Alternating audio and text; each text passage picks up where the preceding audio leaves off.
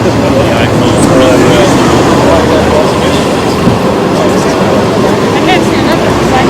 is everyone ready yet? This is a great day for freedom. Lady Liberty is smiling today. The people have spoken. The people of Colorado Springs and Pueblo and Denver and other communities have come here to probably the most conservative part of America, what we refer to as the fundamentalist Christian Vatican. And they've made it clear to the Air Force Academy that you don't own that place. You are not the owners of monopoly of patriotism, and what you're doing is wrong. Equating gay people, lesbian, and bisexual people to kleptomaniacs, saying that women can be separate but equal, and having us all flow into the mothership of fundamentalist Christianity and ignoring the oath of the Constitution will not be tolerated. And so from that perspective, I think it's important to remember what Thomas Jefferson talked about when he made his explanation of the separation of church and state being the bedrock principle in our nation. And that's what has caused us to have our diversity and our tolerance. But tolerance is not enough for our foundation and for the people at the Academy we represent, the lesbian, gay, and bisexual people, the straight people, the Muslim people, the Jewish people, the agnostic and atheist people. They want respect. And that's why I gave the quote before of Jackie Robinson when he broke the color barrier as baseball season nears. He made the great statement, "I don't care if you like or dislike me. What I care about is that you respect me as a human being." I'm happy to answer your questions. A little bit about the website. What was it? What was offensive about it? What was offensive about it, and why did it get your attention?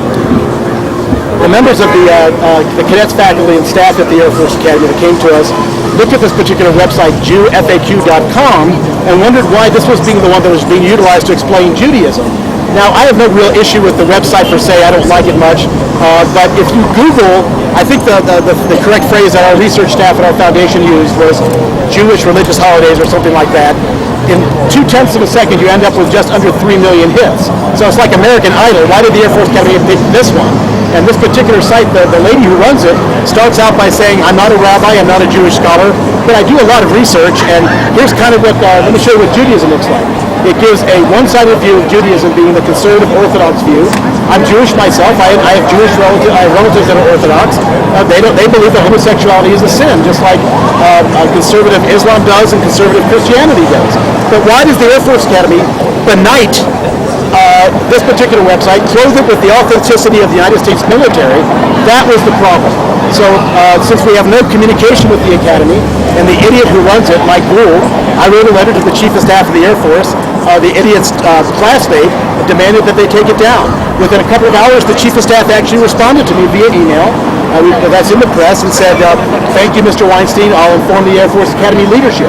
The problem is there is no Air Force Academy leadership that matters, and they kept it up. So what might have been a small little error became exacerbated, ladies and gentlemen, second by second, minute by minute, day by day, week by week. And there's an old saying that we use here at the Military Religious Freedom Foundation: any sufficiently advanced incompetence is completely indistinguishable from malice. So this became malicious, and we know that the fundamentalist Christian version, this weaponized version of Christianity that we fight in our foundation, is a mothership that has particular stenches to it. Virulent misogyny, which is sexism, virulent homophobia are two of them. Virulent anti-Semitism, virulent Islamophobia, and a hatred of our Constitution. It's been 9 years and 12 days that we've been fighting up there. It started when Mel Gibson's movie came out.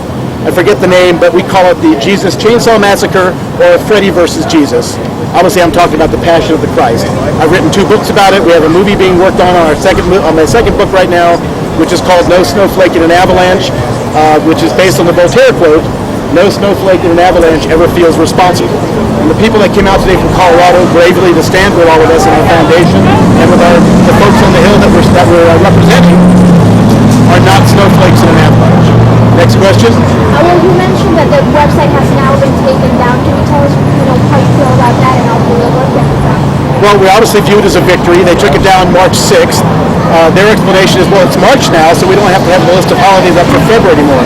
They only took it down and stopped using that particular website. They're not using any websites for holidays now because we punched them in the nose.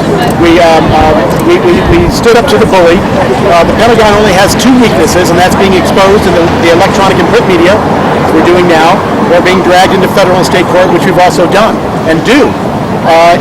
Now we've opened up a third front today in Colorado Springs. And that front is we've had a fantastic protest, a public protest and victory rally. So we've become no longer a double threat, we're a triple threat, and we will not stop doing what we do. Look, our foundation is militant and aggressive, but our militancy and aggression is in support of the U.S. Constitution. If you happen to love animal rights, on one side you've got the Humane Society. They're wonderful, they're sweet, they're chill, they're gentle. On the other side you've got PETA. When it comes to the separation of church and state and fighting for it in the military, we're PETA. Next question.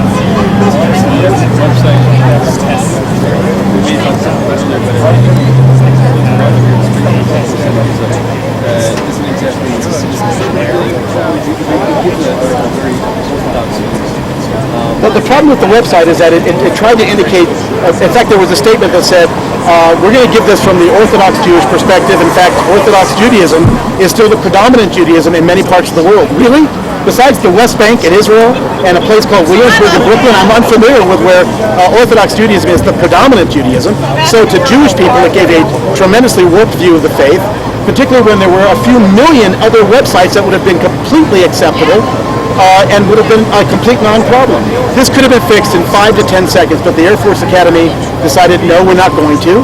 And I don't think they wanted to give a victory to our foundation representing those who are lesbian, gay, bisexual. We've had letters from their families, letters from the cadets, and from the staff, and then pleading with us, thanking us for standing up for them, because they have no voice to speak.